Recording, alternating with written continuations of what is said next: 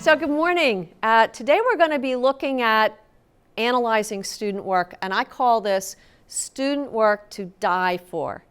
DIE stands for describing what you see, interpreting what you see, and evaluating next steps.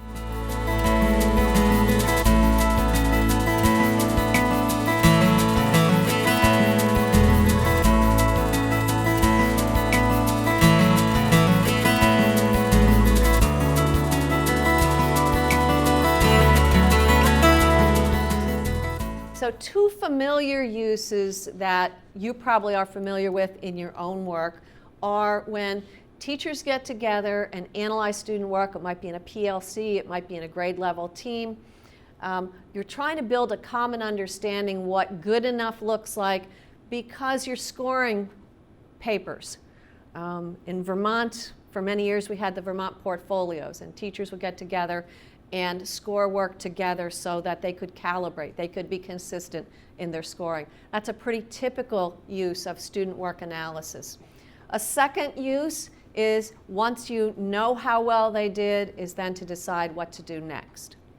Here's something though that I found over the years, that you've got to have a good task. If you don't have a good task, then looking at the student work is kind of a waste of time because you don't get much information. I was doing a workshop yesterday in another state, and we were talking about when you give a pre-assessment that is so complex that no student knows anything, it's not really useful to look at that work because you've wasted the kids' time, you've wasted your time, and then you're not really sure where to begin. So that's a problem. And the other is, if the process isn't efficient, you're not going to use it. And I've seen a lot of good protocols that take a long time to use. So hopefully this will be a process that goes quickly enough for an individual teacher or a group of teachers to be able to look at work, make some decisions. So I like to say, if you're going to take the time to analyze the work, this example is from a geometry quiz, okay? Determining the coordinates of the midpoint, finding the distance, drawing 4 points. If you're going to analyze what kids do, you should take the time to look at assessments that elicit more than just the basic routine stuff. We've all taken geometry, we've all done those tasks. They don't get at deeper thinking. But what we really want to see is, for example, in a science investigation, can they actually use their data to support their conclusions? Or in a writing assignment, can they actually formulate an opinion and support it using evidence? Those are the kind of tasks I call strategically designed tasks. They actually elicit something more than the obvious basic skills. So what is a strategically designed performance task? It's usually got multiple steps to it. That's why we're looking at performance tasks today. It requires integrating the skills into a problem-solving situation. They could be short, within a lesson, a probing question. They could be oral, they could be written. They could take one class period or multiple class periods, like a project. So they could be any size, any form. You should be able to use the student work analysis for any of those. But bottom line is, these are tasks that are going to uncover thinking. So for example, this is a pre-KK task where students were asked the question, if you saw the turtle dove and her baby, how many feet did you see? So the scribing by the teacher, you see the picture there, I made turtle dove and her baby. They have 1, 2, 1, 2 feet. Then you put them together. You get 1, 2, 3, 4 feet. I got 2 feet, but mine are bigger, and I wear sneakers. 2 feet is a pair of feet. So think about the thinking that task uncovered. What are some things you see just in the scribing in terms of skills or concepts or reasoning? Just what do you see in that one?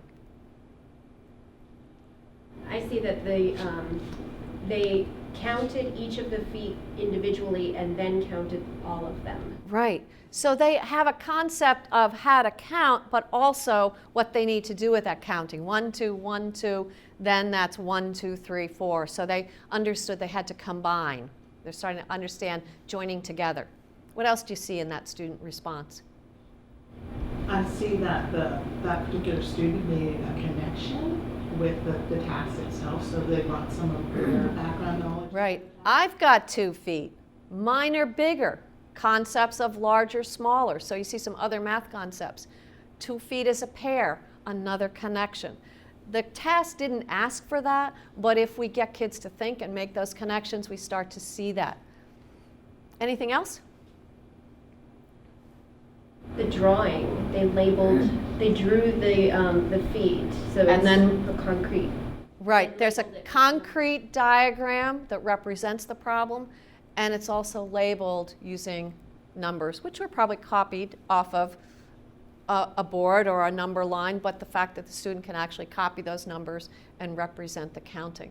So there's a lot we can see in a piece of student work, and this just reinforces the idea that when they're young, we have to scribe. We have to ask them, tell me how you know, because there's so much more in this part of the scribing than there is in just the actual work. And we'll look at one example in a couple of minutes like that.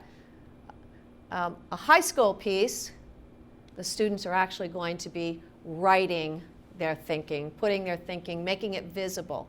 So this was a task where they had to find where the treasure was buried.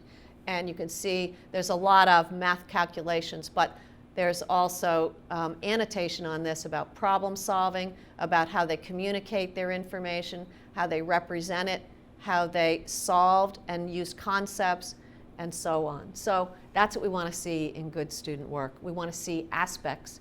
In math, here's the things I always look for. Did they have a strategy that worked? Were they able to do the calculations needed? Could they figure out what they had to do, what operations they had to use? Did they represent it in a way that really represents the problem? And is there any thinking uncovered? Did they tell you, or did they say something or write something that tells you they're thinking? In ELA, you're looking for something like, did they frame their ideas? Did they support it with evidence? Did they have a beginning, middle, end? Even in a scribed piece of work, you can probe with questions to find out what happened in the beginning, then what happened, how did it end? So you can get at that through oral or written